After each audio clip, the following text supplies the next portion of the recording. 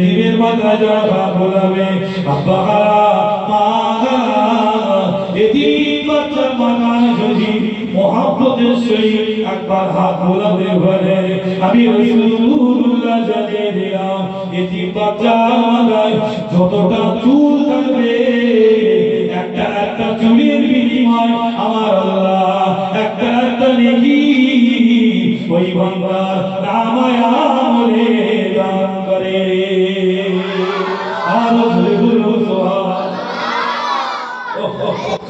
ইতি বাচ্চা পাশে তো মাদ্রাসা থাকি তো মাদ্রাসার ওই বাচ্চা থাকে না থাকে ইতি বাচ্চা খেয়াল রাখবে কথা বলে অনেক সময় বাচ্চা হ্যাঁ অপরাধ করে ইতি বাচ্চা হ্যাঁ এই সেই খবর কি হবে বাবাজি আপনি যখন ওই বয়সে ছিলেন আপনি কি করতেন এই বাচ্চাটার বয়স 6 বছর 8 বছর 7 বছর বাচ্চা বাপ মা ছেড়ে তারা বসে আছে বাপ মা ছেড়ে তারা পড়াশোনা করছে মনোযোগ করছে আপনি ভাবেন আপনি যে হয়ে হয়ে করছেন এই বয়সে আপনি কি করেছিলেন কি করতেন এরা এই বয়সে নামাজ পড়ছে কোরআন পড়ছে আল্লাহর সব জিকির করছে কথা বলেন না যেহেতু বদমাইশি অন্যায় অপরাধ হয়ে থাকে তারপরে আমার থেকে ভালো কারণ আমি এই বয়সে কি করেছিলাম আল্লাহ রাসূল জানিয়ে দিয়েছে ও আমার বান্দা নামাজে তোমাকে আগে যেতে হবে না বান্দা তোমার বাড়ির আশেপাশে তোমার গ্রামে খোঁজ খবর দাও বান্দা আমি আল্লাহ কাউকে গরীব বানিয়েছি কাউকে ধনী বানিয়েছি কাউকে এতিম বানিয়েছি কাউকে মিসকিন বানিয়েছি ও আমার বান্দা এতিমকে দিকে খেয়াল করো এতিমকে দিকে লক্ষ্য করো কারণ কোন এতিম বাচ্চা আব্বা মা বাবা কোন এতিম বাচ্চা যখন কাঁদে এতিমের কান্নার আওয়াজে আল্লাহ আরশ কেঁপে যায় ও জানেরা যুবকেরা ও মা বোনেরা আল্লাহ কোরআন জানিয়ে দিয়েছে ও আমার বান্দা এতিমের পোশাক দান করো বস্ত্র দান করো আল্লাহ রাসূল বলেন সবথেকে বড় দান হলো ভুখো को खाना खिलाओ नामू को कपड़ा पहनाओ खुदा के खाओ বস্ত্রহীন কে বস্ত্র দান করা আল্লাহ রাসূল বলে দানের ভিতরে এই দুটি দান হলো সবচেয়ে শ্রেষ্ঠ দান ধরে বলুন সুবহানাল্লাহ আল্লাহ রাসূল জানিয়ে দিয়েছে ও সাহাবীরা ও আমার উম্মত উম্মতিরা এতিমকে যে করে ঠাট্টা করবে না এতিমকে যে উপহাস করবে না এতিমকে দেখে যেন বিদ্রোহ করবে না এতিমের মনে কষ্ট দেবে না এতিমের মনে আঘাত দেবে না এতিমকে মারধর করবে না এতিমকে বড় ছোট কথা বলবে না ও সাহাবীরা আমি রাসূলুল্লাহ আমি এতিম ছিলাম এতিমদের কষ্ট দেবা মানে আমি নবী আমাকে কষ্ট দেবা এতিমকে খাওয়ানো মানে আমি রাসূলুল্লাহ আমাকে খাওয়ানো এতিমের মাথায় হাত বোলানো মানে আমি নবী আমার মাথায় হাত বোলানো আল্লাহ কোরআন জানিয়ে দিয়েছে ওয়ালিয়াল্লামা এই সমস্ত এতিম বাচ্চাদের মুখে হাসি ফুটিয়ে খাইয়ে পরিয়ে তারপরে আয় আমার বান্দা আমার নামাজের কাতারে দাঁড়িয়ে যা বলে হবে না সুবহানাল্লাহ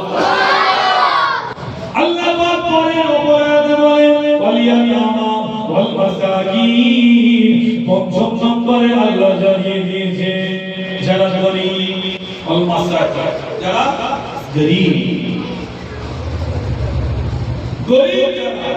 আল্লাহ কোরআন বলছে এই গরীবদের দেখো আশেপাশে তোমার বাড়ির আশেপাশে কত গরীব আছে ও আল্লাহ ধনী বানিয়েছি আমি আল্লাহ গরীব বানিয়েছি আমি আল্লাহ কত বুঝে গেলেন সাদা কালো পেটে লম্বা কুজো অন্ধ কালা বোবা সব বানিয়েছি আমি আল্লাহ আল্লাহু গনিয়্যু ওয়া আনতুমুল ফুকারা আল্লাহ বলে বান্দা তোরা হল ফকির ফকির বাচ্চা ফকির আমি আল্লাহ ধনী বলুন না সুবহানাল্লাহ বান্দা তোরা সব আমি আল্লাহ আমার মুখাপেক্ষী, আমি কারোর মুখাপেক্ষী নয়, আমি বিনিয়া লাম ইয়ালিদ ওয়া লাম ইউলাদ ওয়া লাম ইয়াকুল লাহু কুফুয়ান আহাদ। আল্লাহ বলছে আমি কারোর মুখাপেক্ষী নয়, তবে সবাই আমার মুখাপেক্ষী। বলুন না সুবহানাল্লাহ। কথা বলেন। কিন্তু কিছু কিছু লোক বলে রিজিকের মালিক আল্লাহ, আমি খাঁটি বলে আমার খাবো, বলে না খাঁটি খাবো, খাঁটি হবে না, আল্লাহকে টাকা আসমান থেকে দিয়ে যাবে। আল্লাহ কোরআন জানিয়েছে ওমা মিন দাব্বাতিন ফিল আরদি ইল্লা আল্লাহু রিজকুহা। আল্লাহ বলছে রিজিকের মালিক আমি আল্লাহ। বলুন না সুবহানাল্লাহ। বান্দা ফজরে নামাজ পড়ে আমার জমিতে রুজি তালাশ করো, বান্দা আমি তোমার রুজির ব্যবস্থা করে দেব। বলুন না সুবহানাল্লাহ। হ্যাঁ, জঙ্গলের পশু পাখিগুলো যদি তারা সকালবেলা খালি পেটে বার হয়, সন্ধ্যাবেলা ভর্তি পেটে যদি আবার বাসায় ফিরে আসতে পারে, আর সমস্ত জাতির ভিতরে, সৃষ্টির ভিতরে মানব জাতিকে লাকাদ খালাকনাল ইনসানা ফি আহসানি তাকবীর, মানব জাতিকে আল্লাহ শ্রেষ্ঠ করেছে। বলুন না সুবহানাল্লাহ। মানুষকে আল্লাহ না খেয়ে রাখলে, যদি বলুন পশু পাখিকে যদি আল্লাহ খাওয়াতে পারে, আর সৃষ্টির সেরা মানব জাতিকে আল্লাহ খাওয়াবে না। অনেক মানুষের বিশ্বাস বলে না খাওয়াও খাওয়া হবে না, কত কথা তুমি রাখো, হ্যাঁ তুমি খাবে না, আল্লাহ হাত পাকিয়েছে কি জন্য, এটা মনে রাখবে। আপনি বাড়ি করেছেন, গাড়ি করেছেন, আমি করেছি, খেটে করেছি, এই কথা বলা যাবে না। আল্লাহ আমার দ্বারাই করিয়েছে, নাকি আল্লাহ আমার দ্বারাই করিয়েছে। আল্লাহ পাক জানিয়ে দিয়েছে, আল্লাহ পাক পঞ্চম নম্বরে জানিয়ে দিয়েছে ওয়াল মাসাকিন। ও আমার বান্দা, নামাজে যাওয়ার আগে, সালাতে যাওয়ার আগে, মসজিদে যাওয়ার আগে, নামাজের পাটিতে দাঁড়ানোর আগে আশেপাশে গরীব বাচ্চাদের দিকে খেয়াল করো। তোমার বাড়ির আশেপাশে বলো গরীব বাচ্চা আছে, আমার বান্দা তোমার বাড়ি গোশত রান্না করলে, পোলাও রান্না করলে, বিরিয়ানি রান্না করলে, আশেপাশে কত গরীব বাচ্চা আছে, গরীব বাচ্চাগুলো আব্বাকে বলছে আব্বা জান আপনি একটু আমাকে বিরিয়ানির ব্যবস্থা করুন। জানে মানে পাশের বাড়ি বিরিয়ানি হচ্ছে, আপনি আমার জন্য নিয়ে আসেন। আম্মাকে বলে মা পাশের বাড়ি পোলাও রান্না হচ্ছে, মা অনেকদিন পোলাও খাওয়া হয় না, আপনি একটু আমাকে পোলাও খেতে দিন। মা বলে বেটা, আব্বা বলে বেটা এমন সামর্থ্য আমার নাই বিরিয়ানি করে পোলাও করে খাওয়াবো। বাচ্চাগুলো বাড়িতে ছটফট ছটফট করছে একটু পোলাও খাওয়ার জন্য, একটু বিরিয়ানি খাওয়ার জন্য, আর আপনি নামাজে দাঁড়াচ্ছেন আল্লাহু আকবার বলে। এই নামাজ আল্লাহ বলছে আমি আল্লাহ এমন নামাজ চাই না।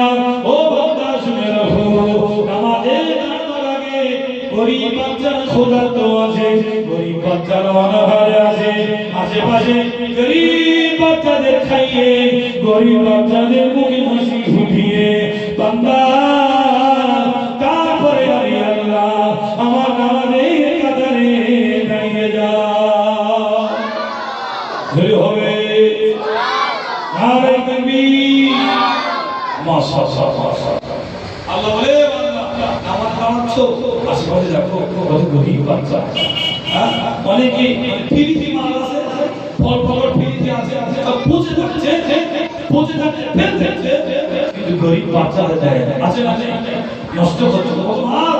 হোটেলে বিভিন্ন আপনার নামি দামি হোটেলে গিয়ে দেখি কত মাল নষ্ট হচ্ছে, কিন্তু গরীব বাচ্চাগুলো দোয়া বলে আমি এখন মাফ করো, কি করো মাফ করো, কোনো মাফ করতে হবে, বুঝতে পারিনি।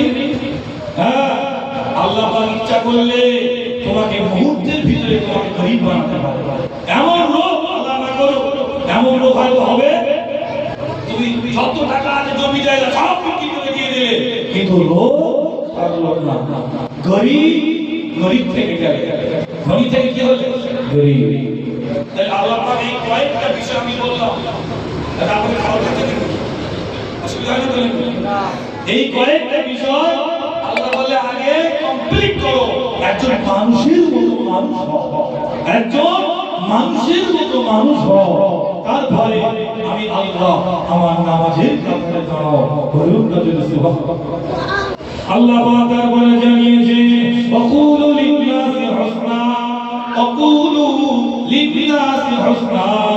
আল্লাহ পাক জানিয়ে দিয়েছে আমার বান্দা সমস্ত ওয়াকুলু লিন-নাসি হুসনা, মানুষ হিসেবে মানুষের সঙ্গে সদ্ব্যবহার করো, মানুষ হিসেবে মানুষের সঙ্গে সদাচার আচরণ করো।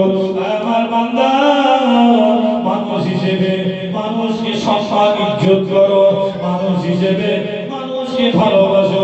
হতে পারে খ্রিস্টান, হতে পারে ইহুদি, হতে পারে নাসারা, হতে পারে বেধর্মী বান্দা, তারপরে মানুষ হিসেবে মানুষের পাশে দাঁড়াও।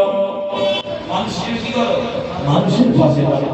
ও আমার বান্দা, বেধর্মী কারা কলেমা তারা পড়েনি, আল্লাহকে আল্লাহ বলে পড়েনি, তারপরে তারা মানুষ। ওয়াকুলু লিন-নাসি হুসনা।